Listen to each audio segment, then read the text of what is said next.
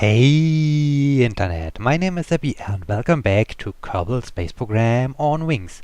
We're having here a view on Moho because I was right. Moho is our next target. The launch window up to Moho has arrived and we can prepare now our mission up to Moho to land on Moho. And I did only a short time warp, maybe about a few days or so, and then we had the perfect alignment to fly up to Moho. So yeah, this is our next goal, and let me just get some additional information. Moho figures in Kerbal mythology as a fiery place with oceans of flowing lava. In reality, however, it's much less interesting. Scientists speculate about possible ways to make it awesome like in the stories. Some of those ideas have led to new breakthroughs in aerospace technology. Okay, then we have some parameters of Moho. They are not so interesting like the parameters of Eve or Tylo or something like this, because Moho is pretty small compared to other moons or compared to other planets. So it's not so much of a big challenge. I think I can do a landing on Moho with the lander constructed for landing on Wall, on Pole or on Bob.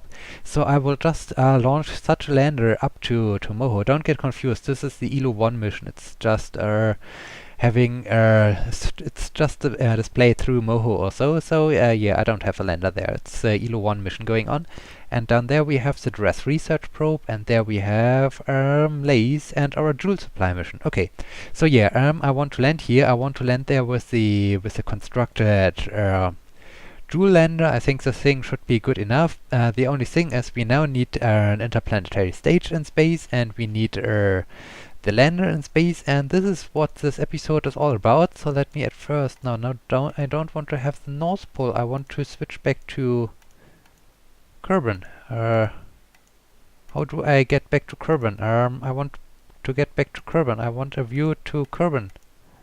North Pole. Kerbin.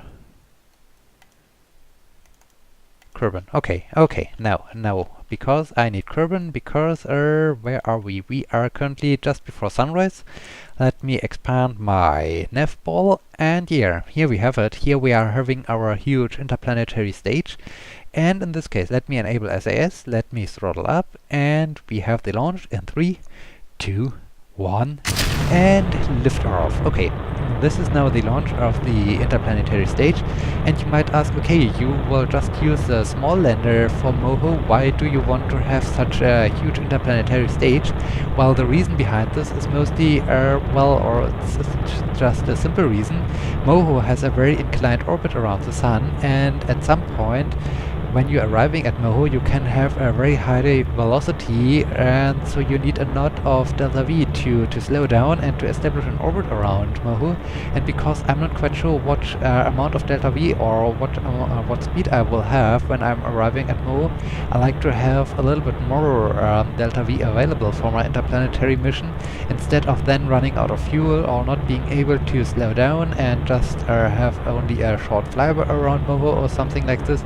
In this case, I decided, okay, I should definitely use the bigger one, interplanetary stage, and I hope this is a good decision, and I hope the thing will work out well. In this case, it's now our task to launch the thing up to space, and yeah, you have already seen in a previous episode the launch process of this interplanetary stage. And yeah, it's about the same thing. So in this case, I will now switch over to time-lapse so you can see in fast-forward mode how I performed during the launch process, and then we meet again when we are finally up in orbit.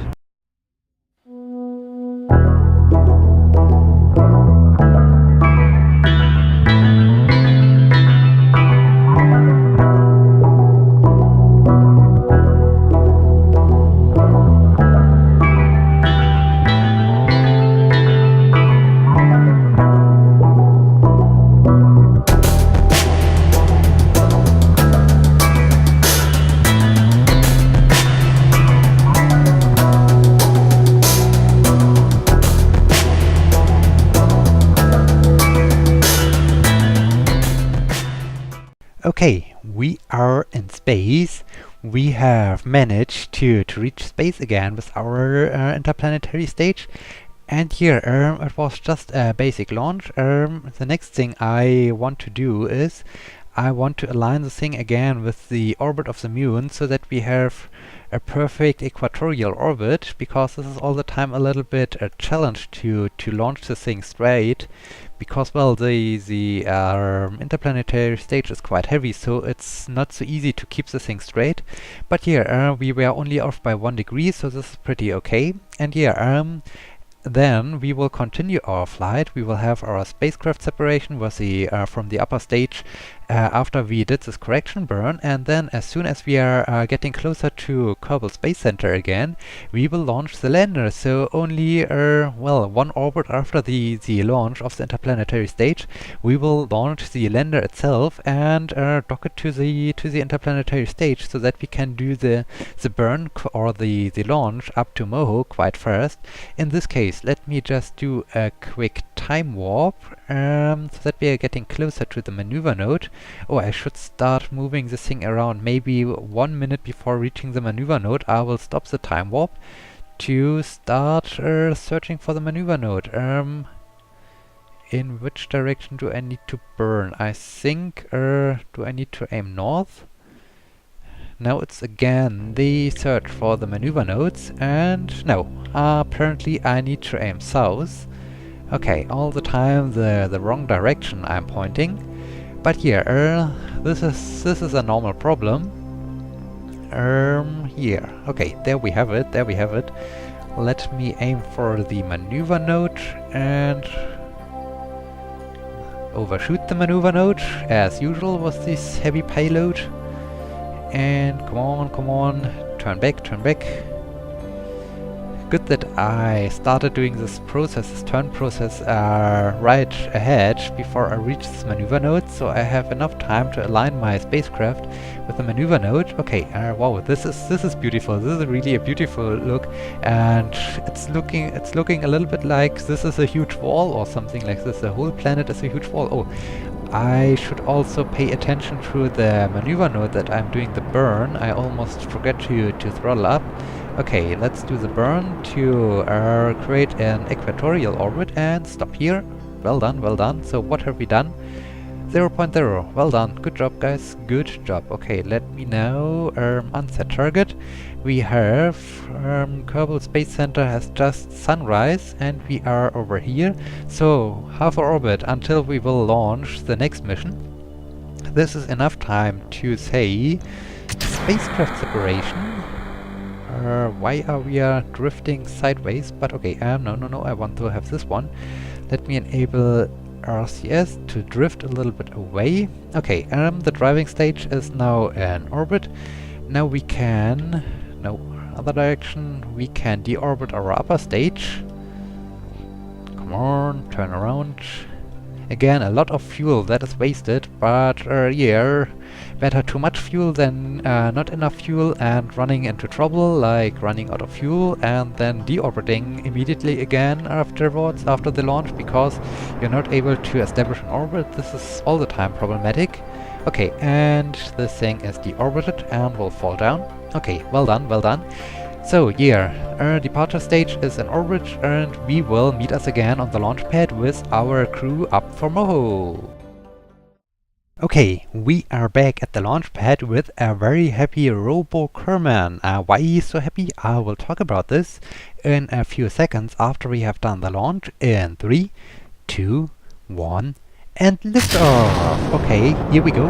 Here we are leaving the launch pad again. And yeah, why is Robo so happy? Well, Robo has just recently joined our space program. In the episode where I presented you the crew for the Jool Expedition, I found Robo as one of the applicants for my space program. And yeah, I liked his name, I liked his, his presentation, I liked his dossier, and in this case here, I just thought, okay, we need to have him inside our space program, and so yeah, I hired him. And normally, new applicants to the space program have to do maybe some airplane flights or some basic flights up to Kerbal orbit to launch something like a satellite or to deliver something to the science station or something like this. But no, Robo Kerman is now sitting inside an interplanetary mission. He has no experience at all, and he is right away launched up to an interplanetary mission. And I think this is a great honor for a new Kerbonaut, that he can really right away launch to an interplanetary mission and go to such a long distance flight. Well, it's not so huge of a distance, but it's still a challenging thing because we haven't landed on Moho yet. And so yeah, Robo Kerman is a pioneer. He is new to the space program. He haven't done any launches before, and now he's already sitting inside a lander which will be used for an interplanetary mission. So yeah, Robo Kerman, be happy about your position, be happy about what you have achieved. You are now launching up to space. You are now launching up to the launch stage, to the interplanetary stage. And here then we will bring or hopefully launch you up to Moho, and I'm really looking forward to this. Okay, yeah, there's one special topic I like to talk a little bit around during the launch, because I think this is currently the best time to do so, because the launch, especially in the daylight time or in the early morning, is all the time pretty beautiful, so you have also a beautiful view. Yeah, we are back to interplanetary missions, and on the one hand I pretty much like them, on the other hand I pretty much dislike them. Okay, yeah, the main problem for me is, well, I enjoy discovering new worlds, new planets, landing on new planets and so on. This is always pretty cool, and this is just great, and I'm really looking forward to explore all the Julian moons and so on. But on the other hand, well, there is a big issue, and this is due to the fact how the interplanetary missions work, how the time warp and Kerbal Space Program works. Well, the biggest problem is when you are doing time warp and you are doing a sphere of influence change, especially from a system to around the sun, or vice versa, from around the sun to the system. Oh, the stage is now out of fuel, but we are getting quite close. So right now we can do at first central core separation. Then I think we should also ignite the engine, and here let's aim for the 20-degree mark. Let's throttle up a bit, and yeah, let's throttle up a bit more to increase a little bit our apoapsis before I continue talking about this.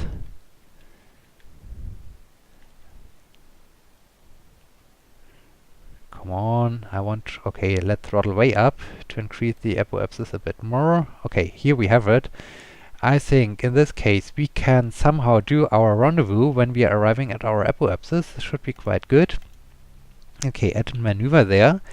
Yeah, it's, as I said, when you're doing the sphere of influence change, and yeah, you're in time warp, often there is a floating point or error or something like this, and even if you had a perfect aligned trajectory up to your designated target area or your planet or something where you want to land on, and yeah, and you're doing time warp and you're not paying attention to the sphere of influence change, especially after you have left Kerbin, you have finished the burn to leave Kerbin, everything is fine, everything is looking amazing.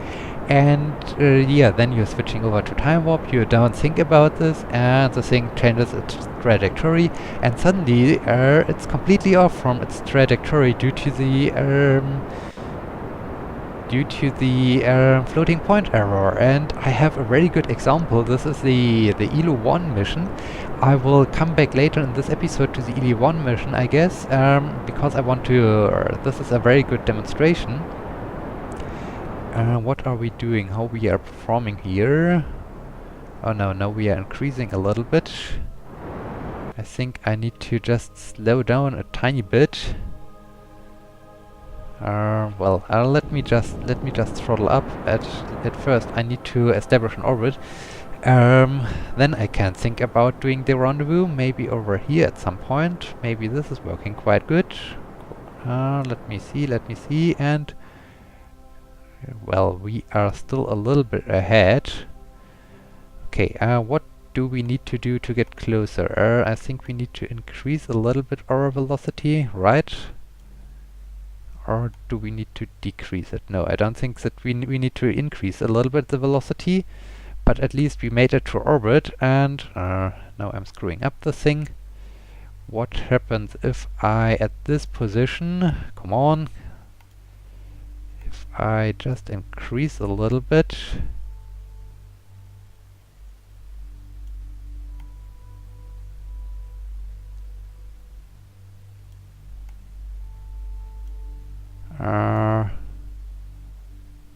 Okay, over here, then we have a separation of 2.4 kilometers. So, okay, this is a little bit longer of our arrival at the interplanetary stage, but yeah, we want to do it this time a little bit efficiently, and in this time I can continue talking about this. So yeah, Eeloo One, I totally forgot about how close is this thing getting to us? Okay, not too close. I totally forgot about this. I did the time warp, and then my mission was completely off. So at one point, there's also an episode about this problem. I needed to do a correction burn, and the correction burn was a quite significant burn. It was more than, I think it was more than 1000 delta V or so, 1000 meters per second of delta V. So it was really a huge correction burn. I'm not quite sure if I remember the numbers right, but yeah, this was not so good, and yeah, this was bad. And I recently checked again my Eeloo One mission because I wanted to see how they are up, if everything's okay, and I saw that the interplanetary stage I designed for the Eeloo One mission is very low on fuel, and this is mostly due to the fact that I had to do this huge correction burn. And okay, oh no, in the dark side. Oh no, we will have the rendezvous in the dark side. Okay, okay, let me throttle up again the time warp. And yeah, this is pretty bad, and this is also mostly the main reason why I pretty much dislike interplanetary missions, because you have not only to pay attention that you're not doing too much of a time warp, or that you fly past your designated goal or something. No, you have also to pay so much attention when you're doing a sphere of influence change from Kerbal to the sun, or from the sun to the designated target area, or something like this. So you have to very slowly approach this, then do a normal speed the sphere of influence change, wait a little bit, and then you can speed up again. And yeah, this is so much of micromanagement, and this is really a thing why I pretty much dislike interplanetary missions, because they are so much micromanagement, as I said, and it's a lot of preparation. And well, I pretty much like flying up to the moon or so, because this is not because it's just a moon and it's pretty simple. No, it's also because, well, it's there aren't so many things the game can screw up, like in interplanetary missions. And yeah, I'm pretty much shocked, as I said, just visited my Eeloo mission, and the thing is almost out of fuel, and now I think I won't be able to return back to Kerbal with this Eeloo mission, because I think it's just out of fuel when I'm arriving at Eeloo.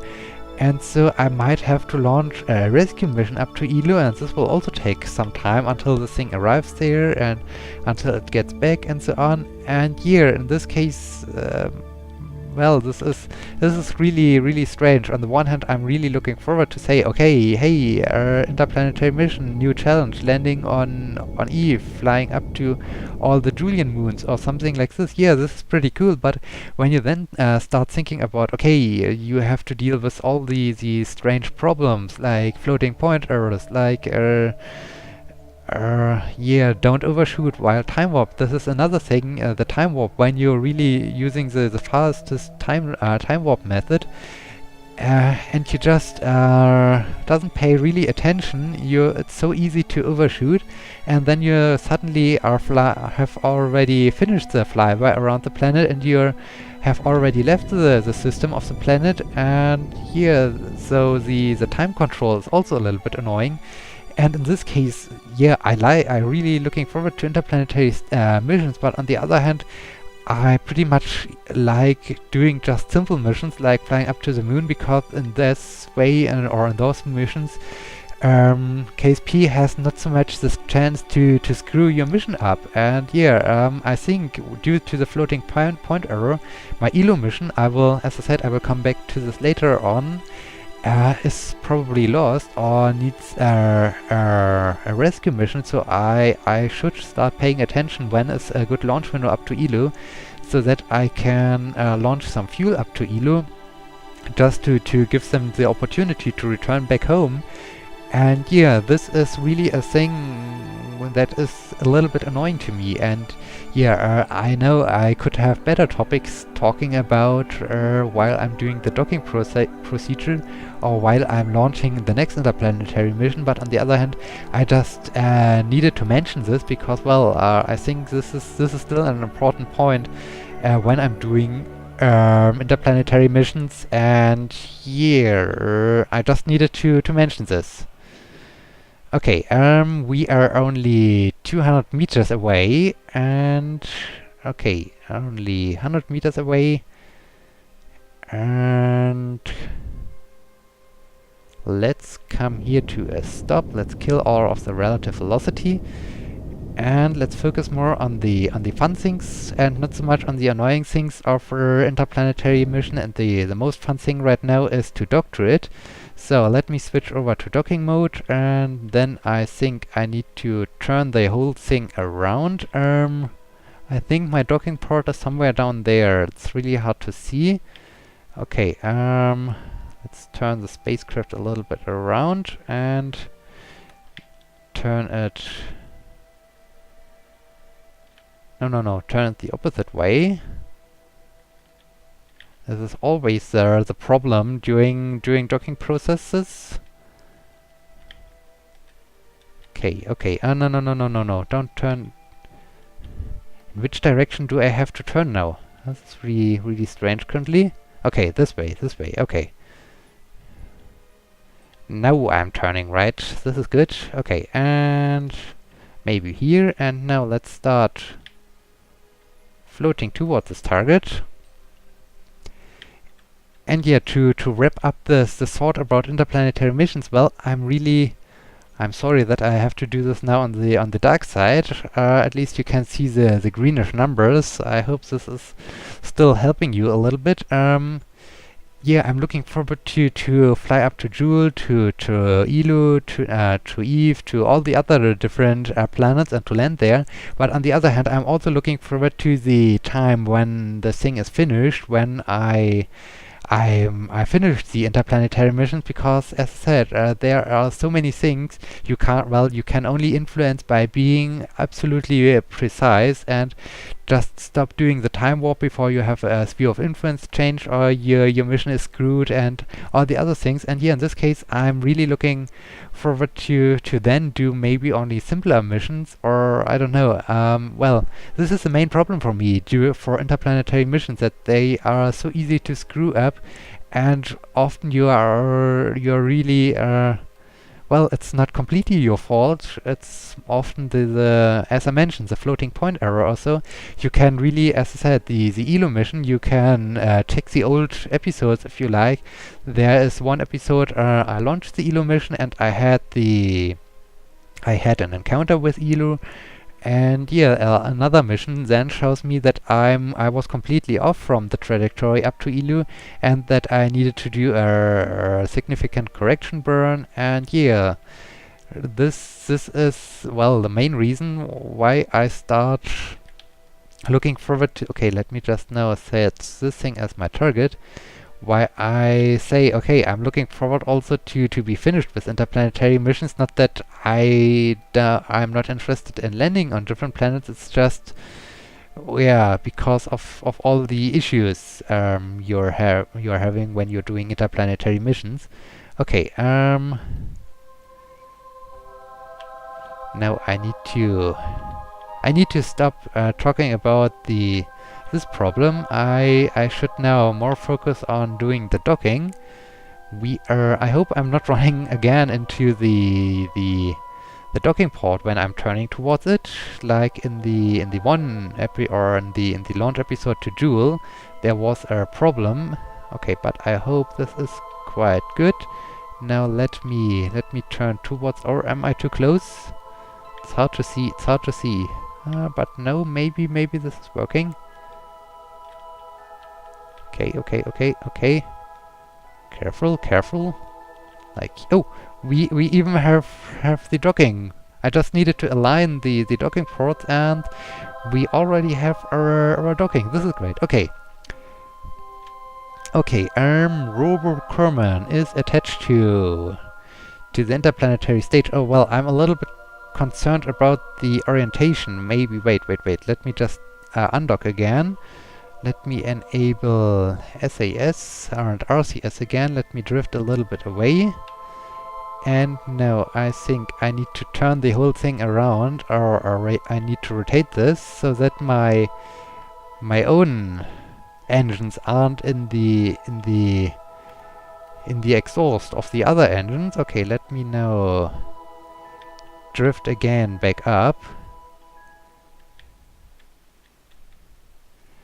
And let me orientate my own docking port also toward the docking port of the interplanetary stage. I just don't want that the exhaust of the nuclear engines is destroying in the end my lander. This would be quite problematic.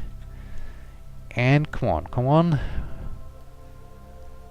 Fly up there.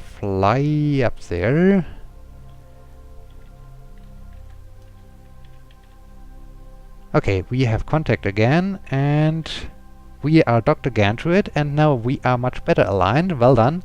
Now we can go back to staging. We can say, well, let's do it better in this way. Or what is the next point? It's this. Okay. We can get rid of our launch stage, of the upper launch stage. Let me now turn the thing retrograde again so that we can deorbit the upper launch stage. Okay, right here, very good. And let's deorbit the whole thing. And it's gone. Okay, very good. Let's switch back to the interplanetary stage. Let's switch back to... these engines are ignited. This is good. Now let me just disable the fuel of my lander. No, not the lights on, but disable the fuel of my lander. Okay, very good. And now the next thing is we will launch, or we will do our burn from the daylight side. So let me set a maneuver node over here. Let me zoom out and set Moho as a target. Now we need to... it's a quite significant burn we need to do. Okay, so far so good. Then I have already at some point found a nice trajectory. Do we need... okay, over there was at some point was my...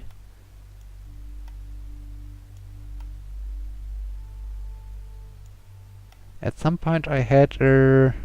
no, this is too fast. At some point I had a nice trajectory. Okay, so you see, I need just to fiddle around a little bit with the maneuver node, and I will bring you back in when we are doing the burn. Okay, we have our maneuver node set. We have a direct approach to Moho. This is very good. It's very exciting, but it's a quite significant burn. But I think we are able to do so. So let me now aim for the maneuver node. And I think I will start... oh, hopefully I'm not running into the planet when I'm starting doing this burn.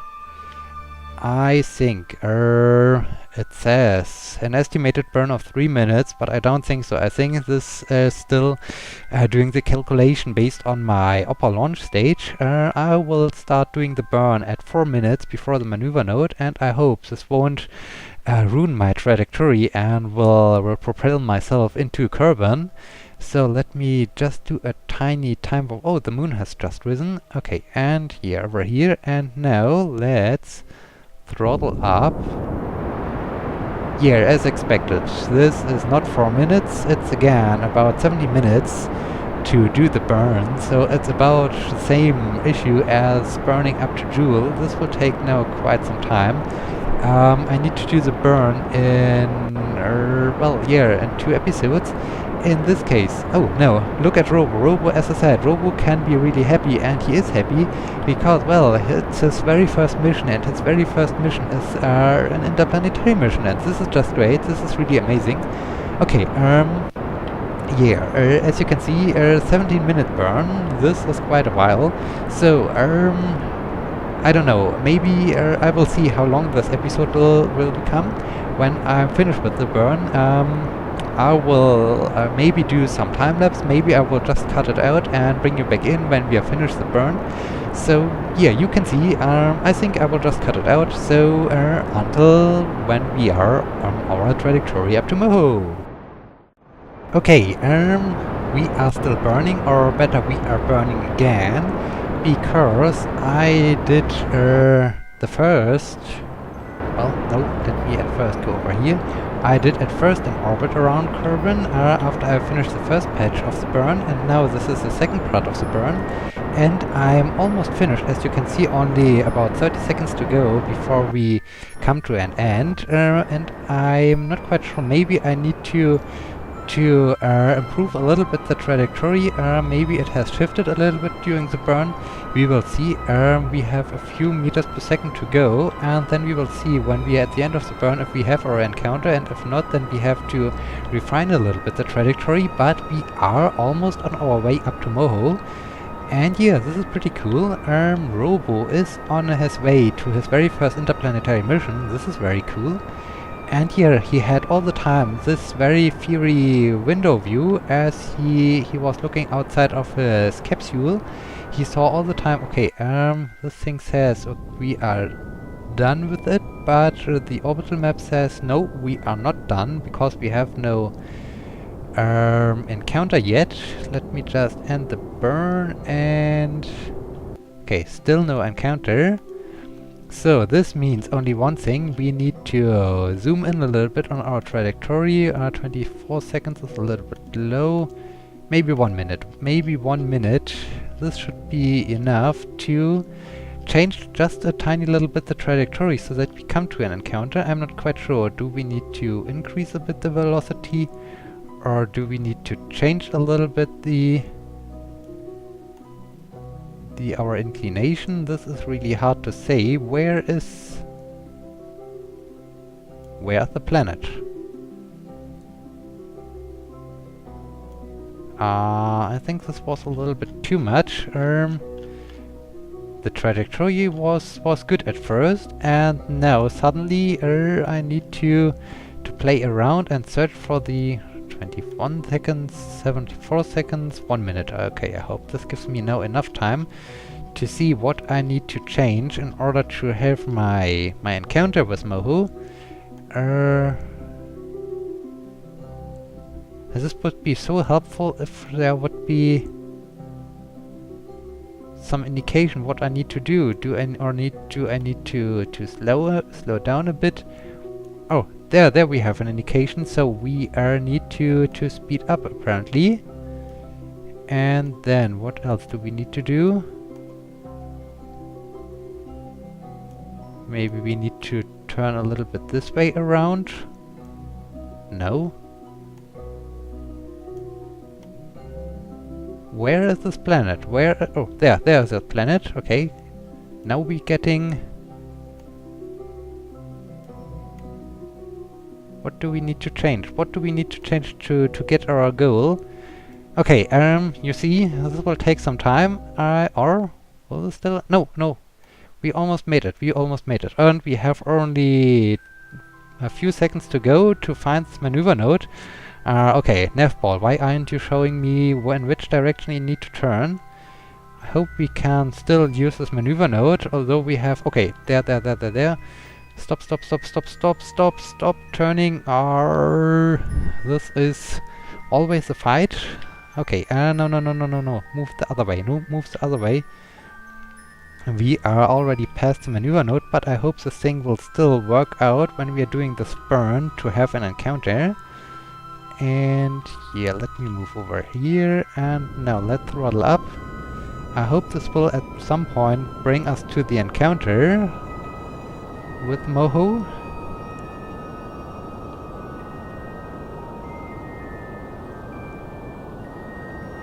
Okay, let's... are we having now the encounter? Yeah, we have an encounter. We have an encounter in 37 days. Well done, well done. Okay, Robo, you are now on your way up to Moho. This is great, this is great. Okay, he is on his way to Moho. This is amazing. And here, in this case, we are coming to an end of this episode. I just want to go to Eeloo One. Let me just switch to. And here we are, Eeloo One with Johnsky and Lembro. And yeah, the main problem is this. Look at this. We have only 1/4 left of our fuel. And if I remember correctly, I haven't checked the old episodes. After I did the initial burn and I had the initial encounter with Eeloo, this fuel tank was only... I burned only half through the fuel of this fuel tank, and I needed another quarter of this fuel just to establish or to re-establish my encounter with Eeloo. And this was just to the case that I haven't paid attention to the time warp and the sphere of influence change. And yeah, this is pretty problematic. And yeah, look at this, they are pretty far out when we are zooming out. They are way out, and it still needs some time, and we need at some point to adjust a little bit our periapsis, because currently we are a little bit too high, but we can do this maybe at the apoapsis. Then we can change a little bit our trajectory, and yeah, this is now our flight up to Eeloo, and I need to check, because I think at some point I will launch such a interplanetary stage, such a orange fuel tank up to Eeloo, just to give them the chance to return back home, because, well, yeah, I don't think that this amount of fuel will allow them to return back to Kerbal, and all due to the fact that I had this problem with the floating point error. Okay, but as I said, I don't want to talk so much about the bad things. Look how small the sun has become. This is great. This is great. This is really a small thing. Okay, so yeah, we left from Moho. We are on our way from Moho. And yeah, in this case, I hope you liked this episode, and I hope you will be joining me in the next episode when we continue with our interplanetary missions. I'm really looking forward to arrive at these planets and to explore them. Yeah, in this case, until next time, my name is Abby. See you!